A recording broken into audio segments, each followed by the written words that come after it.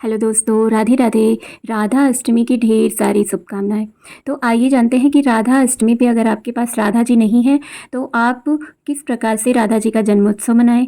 तो सबसे पहले कृष्ण जी को वस्त्र धारण करवाएं। क्षमा करिएगा, मैं इसमें वस्त्र नहीं धारण करवाई हूँ, ये पहले की वीडियो है। तो अभी मैंने इनको राधा जी नहीं बनाया है। तो ये कृष्ण जी हैं, कृष्ण जी को ये नहला रही हैं। तो आप पहले उनको वस्त्र धारण करवाएं कृष्ण जी को, उसके बाद उन्हें पंचामृत से स्नान करवाएं। वो पंचामृत आप भोग के रूप में भी ग्रहण कर सकते हैं। उसके बाद उन्हें फिर जल से नहलाएं, शुद्ध जल।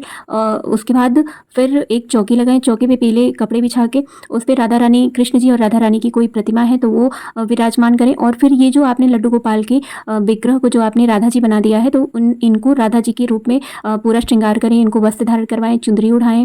तो इस प्रकार से राधा रानी को भी विराजमान करें और एक कलश की स्थापना करें। अष्टदल चावल से एक नीचे कमल बना लें। उसके बाद मिट्टी के घड़े हो तो उससे, नहीं तो पात्र में जल डाल के जिस प्रकार से कलश स्थापना होती है वैसे कलश रख के उस पर शुद्ध घी का एक दीपक जलाएं। उसके बाद उनके सामने एक घी का दीपक जलाएं, जो दीपक साक्षी होता है हमारी पूजा का। और जो भी आप लोगों ने भोग बना के दिया है, उनका जो प्रिय भोग है, मैं पिछली वीडियो में आपको बताई थी कि उनका प्रिय भोग क्या क्या है।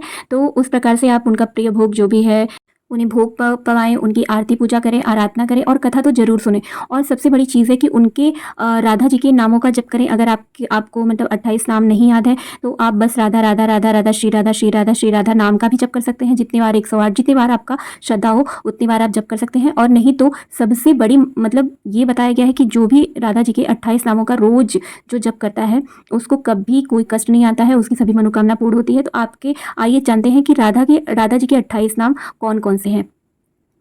राधा, राजेश्वरी, रम्या, कृष्ण मत्रादिदेवता, शर्वधा, सर्ववंद्या, वृंदावन विहारिणी, वृंदा राधा, रमा, अवशेष गोपी मंडल पूजिता, सत्या, सत्यपरा, सत्यभामा, श्री कृष्ण बल्लभा, वृषभानुसुता, गोपी, मूल प्रकृति, ईश्वरी, गांधर्वा, राधिका, रम्या, रुक्मिणी, परमेश्वरी, परात्परतरा, पूर्णा, पूर्णचंद्र विमानना, मुक्ति, भुक्ति प्रदा और भव व्याधि विनाशिनी। इस प्रकार राधा जी के 28 नामों का जप करें। नहीं तो आप वीडियो ऑन करके किसी का भी 28 नामों का सुन लें आप। और उसके बाद सबसे बड़ी चीज़ है कि किसी भी पूजा पाठ में सबसे पहले गणेश जी को विराजमान करें, गणेश जी की पूजा अर्चना करें और उसके बाद किसी देवता की।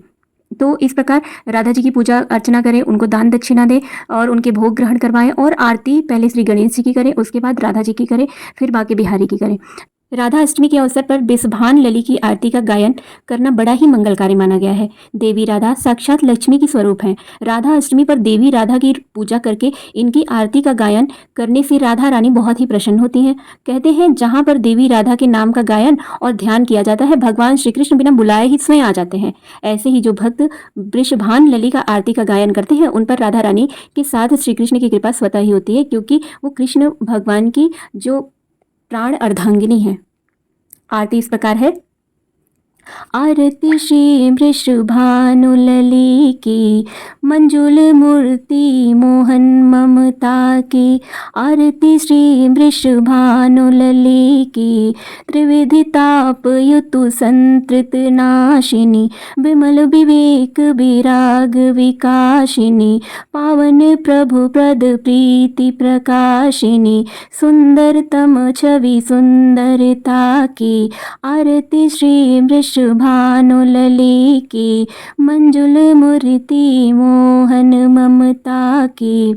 मुनिमन मोहन मोहन मोहनी, मधुर मनोहर मूर्ति सोहनी, अविरल प्रेम अमीय रस दोहनी, प्रिय अति सदा सखी ललिता की। आरती श्री वृषभानुलली की, मंजुल मूर्ति मोहन ममता की। संतत सेव्य सत मुनि जन की, आकर अमित द्विगुणी गण की। आकर्षण कृष्ण तन मन की, अति अमूल्य संपत्ति क्षमता की। आरती श्री वृषभानुलली की, कृष्णात्मिका कृष्ण सहचारिणी, चिंतय वृंदा विपिन बिहारिणी, जग जननी जग दुख निवारिणी, अनादि सक्त विभुता की, आरती श्री वृषभानु लले की, मंजुली मूर्ति मोहन ममता की। जय श्री राधे। मेरा राग उतना अच्छा नहीं है, फिर मैं आपको आरती गा के सुना दी। तो इस प्रकार आप राधा रानी की आरती करेंगे। पहले आप गणेश भगवान की आरती करेंगे, उसके बाद आप राधा रानी की आरती करेंगे, फिर बांके बिहारी की आरती करेंगे। तो इस प्रकार से आपके राधा अष्टमी का व्रत संपन्न होता है। पूजा पाठ करके फिर भोग पवाएंगे। एक्चुअली लोग दिन भर भी व्रत रहते हैं, सुबह दूसरे टाइम पारण करते हैं, बट मैं सुबह से लेके बस 12 बजे तक निराजल व्रत रहती हूँ। और जब राधा रानी के प्राकट्य हो जाता है, पूजा पाठ कर लेते हैं, आरती कर लेते हैं, तो उनका भोग मैं पा लेती हूँ। तो आप जैसे आपको सही लगे आप करिएगा। मैं तो बस 12 बजे तक व्रत रहती हूँ। देखिए, अगर आपके पास राधा रानी की प्रतिमा नहीं है, मूर्ति नहीं है, तो आप अगर लड्डू गोपाल हैं तो लड्डू गोपाल को भी आप उन्हें स्नान करवा के पंचामृत से उनको राधा रानी की जैसे ड्रेस धारण करवा के, उनका श्रृंगार करके, बिंदी लगा के, टीका बिंदी और जो भी आप राधा रानी की तरह बिल्कुल अच्छे से उनको तैयार करके आप उनको राधा रानी बना के उनका प्राकट्य करवा सकते हो, क्योंकि दोनों लोगों का स्वरूप एक ही है। कृष्ण और राधा दोनों एक ही हैं। और अगर आपके पास लड्डू गोपाल की भी विग्रह नहीं है और आपको राधा अष्टमी मनानी है, तो आप उनका फोटो भी रख के या तो राधा कृष्ण की मूर्ति भी रख के आप उनकी पूजा कर सकते हो। तो इस प्रकार बहुत लोगों ने ये पूछा है कि उनका सुबह में मतलब पूजा पाठ करना है या 12 बजे दोपहर में करना है या 12 बजे रात में करना है। तो मैं अपने हर वीडियो में यही कह रही हूँ कि ये जो 4 बजे सुबह वाला है, ब्रह्म मुहूर्त वाला, ये मंदिर में उनका पूजा पाठ सुबह 4 बजे मंदिर में होता है, लेकिन हम लोग 12 बजे दोपहर में मनाते हैं। ऐसा मतलब माना जाता है कि श्री कृष्ण का 12 बजे रात में प्राकट्य हुआ था, उनका 12 बजे रात में मनाया जाता और इनका 12 बजे दिन में मनाया जाता है। इस प्रकार से आप राधा अष्टमी का त्यौहार आप अपने घर में